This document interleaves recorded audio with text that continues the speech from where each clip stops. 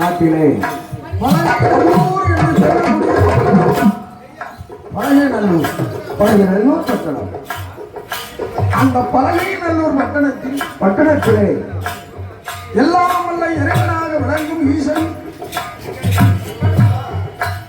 உமையோடு வாகனாக விளங்கும் ஆழகால விஷத்தை உண்டு தேவாதி தேவர்களை காத்த பெருமான், அணுவிற்கும் அணுவானவன், மனிதனுக்கும் மனிதானவன், ஆதி அந்தமில்லா அருள் பெரும் ஜோதி உருவாக விளங்கும் ஆண்டவனாகிய பகவான் ஈசன் மலையரசன் மகனாக விளங்குகின்ற மங்கை சக்தி பார்வதி தேவியானவள் இடமாக அமர்ந்து கொண்டிருக்கிறாள் அம்மை அப்பன். அதாவது தென்னாடுடைய சிவனை போற்றி எந்நாட்டவருக்கும் இறைவா போற்றி போற்றி போற்றி. இந்த உலகங்களிலே நாம் எதனை வழிபாடு செய்து வந்தாலும் அந்த வழிபாட்டின் பலன் சேருவது சிவனுக்குத்தான். அதான் எந்நாட்டவருக்கும் இறைவன் அவன் ஒருவனே. ஆதி அந்தமில்லாத ஆதி பரம்பொருள் என்று சொல்லுவார்கள். அந்த ஈசன் பகவானும் பார்வதியும் அம்மையப்பன் என்று திருநாமம் வாங்கிக் கொண்டு அந்த பழகைநல்லூர் பட்டணத்திலே கொழுந்து இருக்கின்றார். அந்த பழகைநல்லூர் பட்டணத்திலே நெட்டத்தில் 1000, நெடுந்தருக்கள் 1000, குட்டத்தில் 1000, முருங்கருக்கள் 1000, ஆயிரங்கள் கடைத்தெருவும் நடுத்தரவும் கண்ணாளர் வீதிகளும். கண்ணாளர் வீதிகள் என்றால் தேசியர்களுடைய திரு, காசியுடைய திரு. 4 ஜாதி வர்ணத்தார்கள், சூரியன், சந்திரன், வைசியன், சூத்திரன், 4 வகை வர்ணத்தார்கள். அப்படி அந்த அம்மையப்பன் திருக்கோவில் கோயிலில் பழகைநல்லூர் பட்டணமான அந்த பழகைநல்லூர்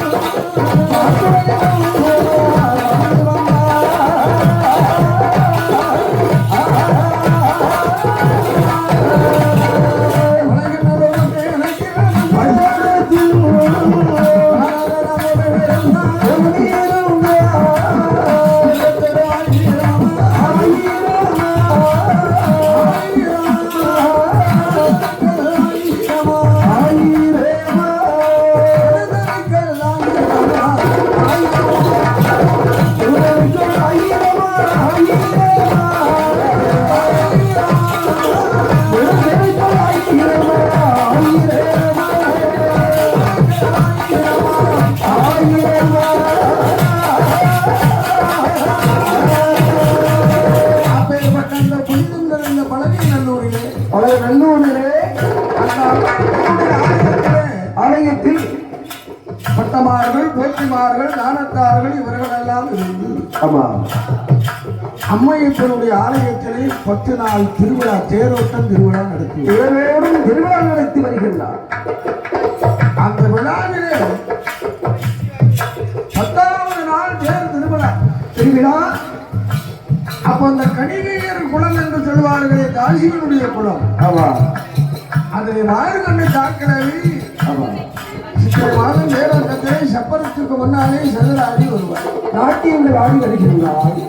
அந்த நாட்டியம் ஆடக்கூடிய பெண்குடியானவள் அவளுக்கு வெகு நாள் வெகு வருடம் குழந்தை இல்லை. குழந்தை இல்லாத குறை பெரும் குறையோடு இருக்கின்றாய். அந்த அம்மையப்பனுடைய ஆலயத்திலே அவளுக்கு மூத்தது ஆண் பிள்ளை. அதான் அவன் நினைக்கிறான் காசி குளத்திலே பெண் பிள்ளை பிறந்தால் சந்தோஷம் அடைவார்கள். ஆமா, ஏன்னா வரவு அங்கதான் இருப்பது. அம்மையப்பனிடத்திலே முறையிடுகிறார், இறைவா ஆண்டவா, இத்தனை வருடகாலம் உனக்கு நான் தொண்டு செய்து வருகின்றேன். எனக்கு ஒரு பெண் குழந்தை தரக்கூடாதா? ஒரு செல்வத்துக்கு குழந்தைக்கு வரத்தை கொடுங்கள் ஐயா. எனக்கு பின்னாடி உனக்கு இந்த வாசனை வாசலின் போது ஆமா திரு நடனம் புரிய வேண்டும். எனக்கு பின்னாடி ஒரு பெண் குழந்தை இருந்தால் தந்தால் ஒரு வாரிசாக வந்தீங்க. ஆமா, கலைகள் அழியாத வண்ணமாக எனது காலத்துக்கு பின்னாலே நாட்டியங்கள் ஆட வேண்டும். யாரால் ஒரு பெண் குழந்தை வேண்டும் என்று இறைவனிடத்தில் முறையிடுகிறார் அந்த தாசி. வருந்தினால் திருந்தும் என்று சொல்லுவார்கள். ஆண்டவரை நாடி வருந்திக் கொண்டிருக்கிறார். அப்போது ஆண்டவன் மனம் அறிந்து அந்த காக்கிரை கருவுரு வாங்கி ஒரு அழகான ஒரு பெண் குழந்தை பெற்றெடுத்தார். பெற்றெடுத்தால் பெண் குழந்தை. அவளுக்கு ரொம்ப சந்தோஷம். ஆனா நாம் எண்ணியபடி நினைத்தபடி அந்த அம்மையப்பனுடைய அருளாலே அவருக்கு அழகான ஒரு பெண் குழந்தை கிடைத்தது அல்லவா? அந்த பிறந்த குழந்தை என்ன அழகாக இருக்கிறார். எப்படி நல்ல கையிலே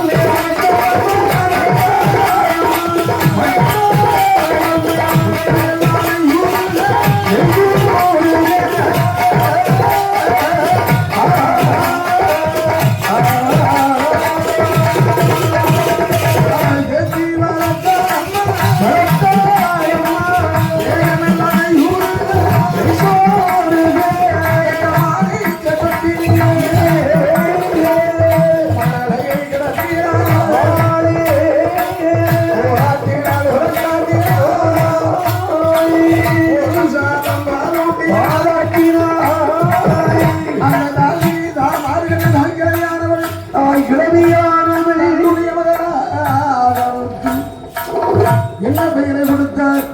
எப்படி பேராம கொடுக்கின்றாய்? அதாவது பெண்ணுக்குரிய அத்தனை லட்சணங்கள் சாவித்திரியால் ஆமா அம்சமும் அத்தனை அழகு படைத்த பெண்ணாக இருந்ததால் இருக்கிறாய்.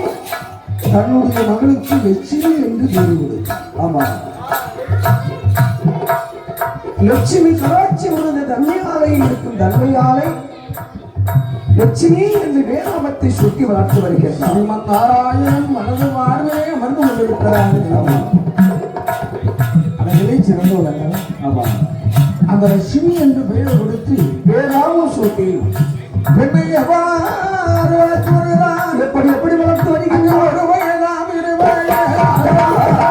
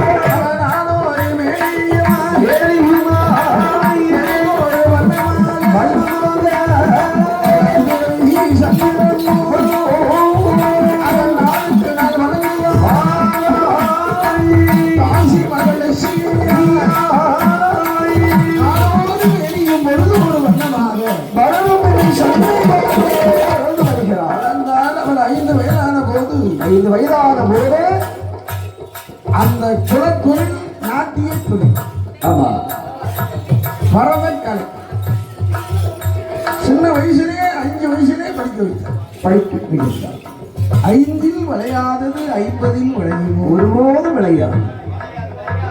லட்சுமணார் இடத்திலே தன்மனாக இடத்திலே ஆமா அந்த பரத கலையை சிறு குழந்தை இருக்கும்போது பரத கலையிலே தேர்ச்சி பெற்றார். வளர்ந்தாள் 16 வயது லட்சுமியானவள். ஆமா பெருமாளை இந்த பெண்ணை பார்க்கும் போது என்ன செய்யார்? என்னையா என்னையா அரவணாக இருக்கிறாள். அவருடைய அழகை சொல்ல வேண்டுமானார். ஆனால் அவள் கூந்தங்கள்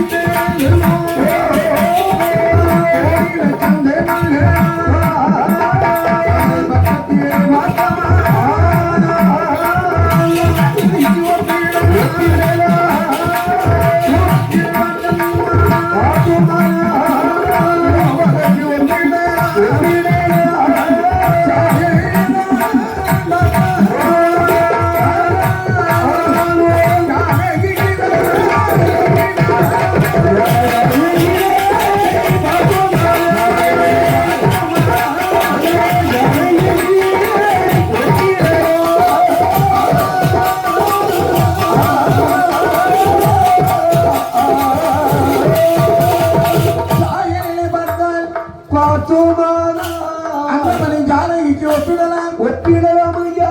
தூரத்தில் வார்த்தமானார் திரௌபதிக்கு ஒப்பிடலாம். பக்கத்திலே பார்த்தால் பார்வதி போல இருக்கிறார். ஆமா அழகு அழகு என்ன செஞ்சாலும் உயரமாக இருக்கிறார். ஆமா இந்திரன் விழை பழித்த குருவமா. ஆமா 3ஆம் பிறை மணி போல அவளுடைய நெற்றி அழகு. குமுதம் பூ போல அவளுடைய நாசி அழகு. கெண்டை மீன்களை போலத்த கண்கள் அழகு. கத்தரி பூ போல அவருடைய காதல் அழகு. பள்ளி ஒளி தெரித்த கண்ணம். ஆணி முத்து போல் அவருடைய பல்புரிசி அழகு. ஆமா அன்று கிடைத்த கமுகு பானை போல் கண்ணியினுடைய கழுத்து அழகு. அழகு விசாரமான தோல், விசாரமான மார்போடு அடியை செயலிலே அவளுடைய அடிநீர் அழகு. ஆமா சேர்ந்த செவ்வாழை தண்டு போல் சேர்ந்த இரு தொடை அழகு. கட்டிக்கால் கலைந்தெடுத்தது போல் கடுக்கால் அழகு. ஆமை ஓடு போல் அவருடைய ஒரு பாதத்தின் அழகு. எத்தனை அழகாக இருக்கிறாள் அந்த தாசி மகளை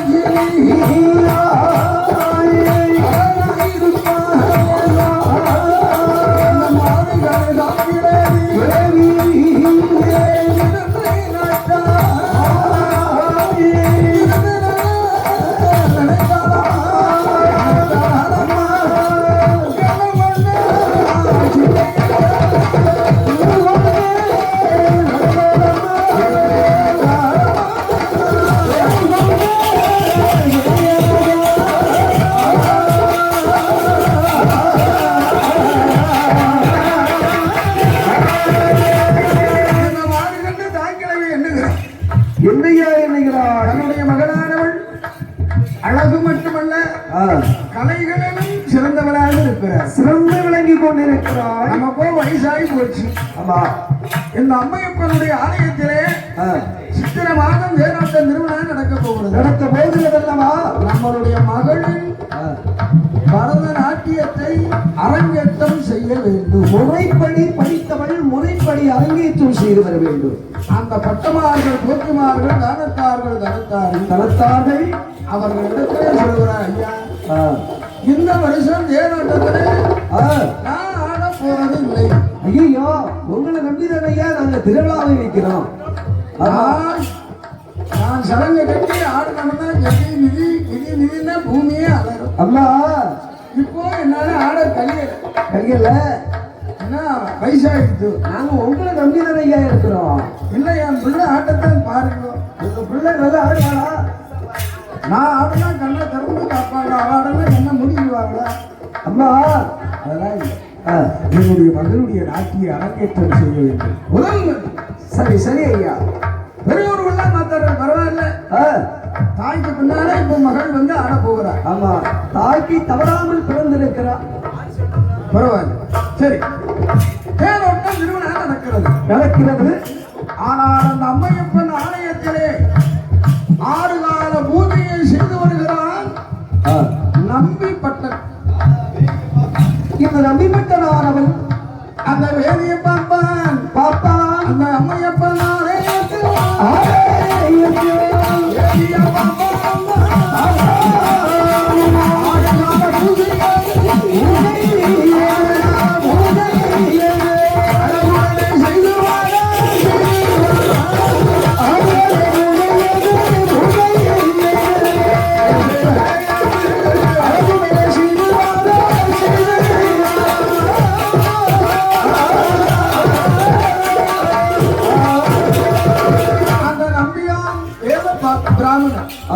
வேதங்களை எல்லாம் கற்று உணர்ந்தவர். முறைப்படி படித்து அம்மையப்பர் வாசலை பூஜை பரிகாரம் செய்து வருகின்றான் வேதியனானவன். 6 கால பூஜை ஆண்டவனுக்கு. ஆமா.